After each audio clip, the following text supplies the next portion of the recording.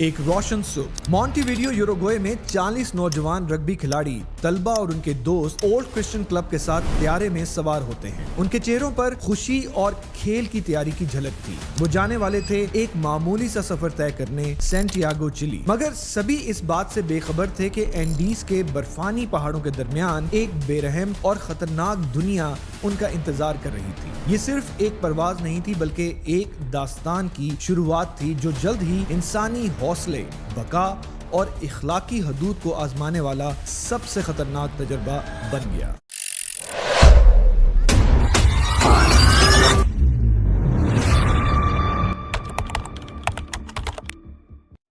18,000 fit کی بلندی، شدید طوفانی موسم اور محدود نیویگیشن آلات نے پائلٹس کے لیے اس جہاز کو اڑانا مشکل کر دیا تھا۔ اس پرواز میں کل 45 افراد موجود تھے، جس میں 40 پیسنجرز اور 5 کرو ممبرز تھے۔ پائلٹس میں شامل تھے کرنل فیرڈس اور لیوٹیننٹ لگورارا۔ اس دور میں ماڈرن فلائٹ نیویگیشن جیسے آلات موجود نہیں تھے، لہٰذا پائلٹس کو اپنے تجربے اور قابلیت پر زیادہ بھروسہ کرنا پڑتا تھا۔ یہ جہاز اپنی پہلی پرواز 12 اکتوبر کو بھرتا ہے۔ اس پرواز کی ڈیوریشن 2 گھنٹے 30 منٹ تھی اور فاصلہ تقریباً 1370 کلومیٹر تھا۔ ابتدائی ماحول یقیناً خوشگوار اور پرجوش تھا۔ جیسے ہی طیارہ اینڈیز کے پہاڑوں کے اوپر پہنچا، سویر ٹربولینس، گھنے بادل اور برفانی طوفان نے پرواز کو خطرناک بنا دیا۔ پائلٹس نے فوری طور پر فیصلہ کیا کہ طیارہ محفوظ طریقے سے پہاڑ عبور نہیں کر سکتا اور کسی حادثے سے بچنے کے لیے طیارے کو ارجنٹینا کی طرف ڈائیورٹ کر دیا گیا۔ تمام مسافر مینڈوزا میں اترے اور ایک رات وہاں گزارنے پر مجبور ہوئے۔ یہ ایک غیر معمولی لمحہ تھا کیونکہ پہاڑوں کی خطرناک حالت اور طوفانی موسم کے اثرات انہیں واضح طور پر محسوس ہو رہے تھے۔ اگلے ہی دن فلائٹ 571 نے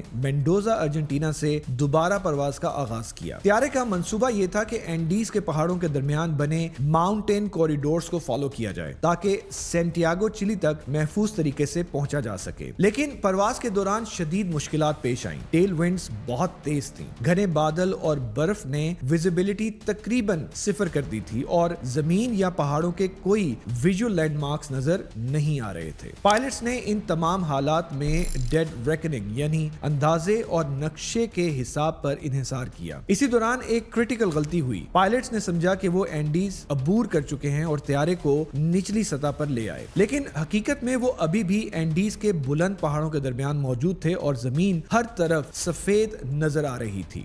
تقریباً 1 گھنٹہ اور 16 منٹ کی فلائٹ کے بعد فلائٹ 571 نے ایک المناک حادثے کا سامنا کیا۔ سب سے پہلے پلین کا ٹیل سیکشن ہٹ ہوا جس سے کئی مسافر موقع پر ہی جاں بحق ہو گئے۔ چند سیکنڈز بعد دونوں ونگز کو شدید نقصان پہنچا اور طیارہ برفانی گلیشیئر پر 700 میٹر تک سلائیڈ کرتا ہوا نیچے جا گرا۔ ابتدائی تحقیقات اور بعد کے انٹرویوز کے مطابق اس حادثے میں 12 افراد موقع پر ہلاک ہوئے، جبکہ باقی 33 افراد معجزاتی طور پر زندہ بچ گئے۔ حادثے کے مقام اینڈیز کے بلند پہاڑوں میں ماحول انتہائی سخت اور بے رحم تھا۔ رات کے وقت درجہ حرارت تقریباً -30 ڈگری سیلسیس تک گر جاتا، جبکہ دن کے وقت بھی صرف -5 ڈگری سیلسیس رہتا تھا اور تیز ہوا ہر لمحے زندگی کے لیے خطرہ بن جاتی تھی۔ حادثے کے فوراً بعد زندہ بچ جانے والے افراد نے اپنے سروائیول کی ابتدائی حکمت عملی اپنائی۔ طیارے کا باقی بچا ہوا حصہ ان کے لیے پناہ گاہ بن گیا۔ ٹیل سیکشن کے کھلے حصے کو بند کرنے کے لیے انہوں نے سوٹ کیسز، سیٹس اور برف کے بلاکس استعمال کیے تاکہ شدید سردی اور تیز ہوا سے بچا جا سکے۔ حادثے میں کئی افراد زخمی ہوئے، جن میں ٹوٹے ہوئے بازو، اسکل فریکچرز اور انٹرنل بلیڈنگ شامل تھی، جبکہ کوئی میڈیکل سپلائیز دستیاب نہیں تھی۔ یہ نہ صرف جسمانی بلکہ ذہنی طور پر بھی انتہائی مشکل عمل تھا۔ حادثے کے فوراً بعد ارجنٹینا اور چلی کی حکومتوں نے 10 دن تک انٹینسو سرچ آپریشنز کیے، جس میں 40 سے زیادہ فضائی مشن شامل تھے، لیکن اینڈیز کے بلند پہاڑ، برفانی طوفان اور شدید موسم کی وجہ سے کریش لوکیشن کا درست تعین نہیں کیا جا سکا۔ طیارے کا بیرونی حصہ برف میں گھل مل گیا تھا، جس کی وجہ سے سرچ پلینز کے لیے اسے دیکھنا تقریباً ناممکن تھا۔ 10ویں دن یعنی 22 اکتوبر 1973 زندہ بچ جانے والوں نے اپنے چھوٹے ریڈیو کے ذریعے سنا کہ فلائٹ 571 کا سرچ آپریشن بند کر دیا گیا ہے۔ یہ سنتے ہی جیسے پہاڑوں میں سناٹا چھا گیا۔ حادثے کے بعد آنے والے دنوں میں زخمی پیسنجرز کی حالت دن بہ دن خراب ہوتی گئی۔ شدید سردی، محدود خوراک اور برفانی ماحول نے انفیکشن، انٹرنل بلیڈنگ اور ہائپوتھرمیا کے خطرات کو مزید بڑھا دیا۔ ہر موت ان کے لیے ایک ذہنی اور جذباتی دھچکا تھا۔ اینڈیز کی شدید سردی نے انسانی باقیات کو قدرتی طور پر برف میں محفوظ کر دیا تھا۔ چند ہفتوں کے بعد خوراک کی شدید کمی نے گروپ کو ایک نہایت مشکل اخلاقی فیصلہ کرنے پر مجبور کر دیا۔ زندہ بچ جانے والے سروائیورز کے مطابق گروپ نے کئی دن تک بحث کی کہ وہ کیا کریں، کیونکہ انسانیت اور مذہبی اصولوں کے درمیان ایک سخت کشمکش موجود تھی۔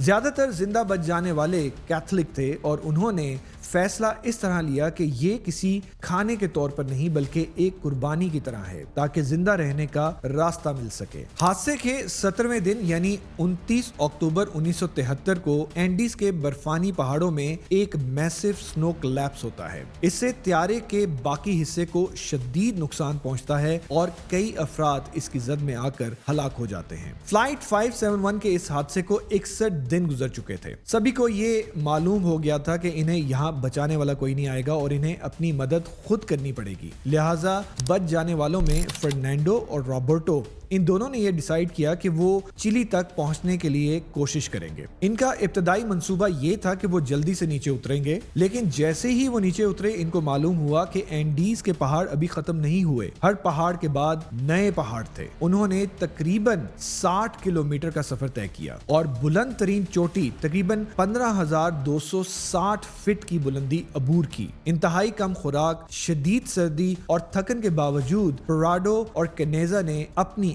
عقل، حوصلے اور امپرووائزیشن کی مدد سے قدم قدم آگے بڑھایا۔ تقریباً 10 دن کی اس جدوجہد کے بعد وہ پہلی بار سبز گھاس، بہتے ہوئے دریا اور جانوروں کی موجودگی دیکھنے میں کامیاب ہوئے، جو زندہ رہنے کی امید اور انسانی بقا کی طاقت کا واضح ثبوت تھا۔ اینڈیز کے پہاڑ عبور کرنے کے بعد فرنینڈو اور کینیزا کی ملاقات ایک مقامی شخص سے ہوتی ہے، لیکن شدید دریا کی آواز اور برفانی پانی کی روانی نے انہیں براہ راست بات کرنے سے روک دیا۔ لہٰذا انہوں نے ایک ذہین ترین طریقہ استعمال کیا۔ پیغام کو کاغذ پر لکھا، پتھر سے باندھا اور دریا کے پار پھینکا۔ اس نوٹ میں انہوں نے بتایا کہ ہم پلین سروائیورز ہیں اور ابھی تقریباً 16 سروائیورز موجود ہیں جن کو مدد کی ضرورت ہے۔ یہ لمحہ ان کی زندگی کا سب سے خوشی بھرا اور تاریخی لمحہ تھا۔ چند ہفتوں کی محنت کے بعد انہوں نے پہلی بار انسان سے رابطہ قائم کیا اور زندہ رہنے کی امید دوبارہ محسوس کی۔ تقریباً 100 دن بعد زندہ بچ جانے والے افراد کے پیغام کے بعد چیلی اتھارٹیز نے فوری طور پر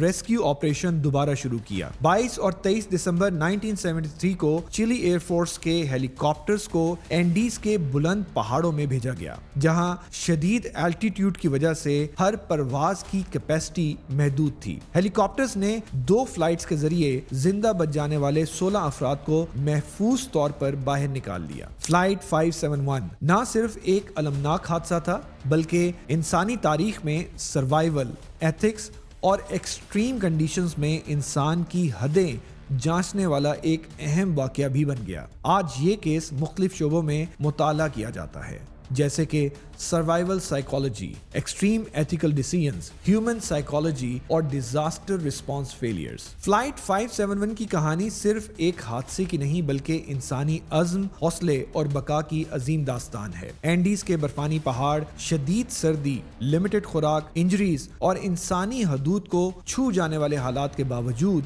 16 نوجوان مسافروں نے اپنی عقل، حوصلے اور ایک دوسرے کے ساتھ اتحاد کی بدولت زندہ رہنا ممکن بنایا۔ یہ واقعہ نہ صرف جسمانی بقا بلکہ نفسیاتی طاقت، اخلاقی فیصلوں اور ایکسٹریم کنڈیشنز میں انسان کی قابلیت کا بھی عملی مظاہرہ ہے، اور سب سے تاریک لمحات میں بھی روشنی کی کرن مل سکتی ہے۔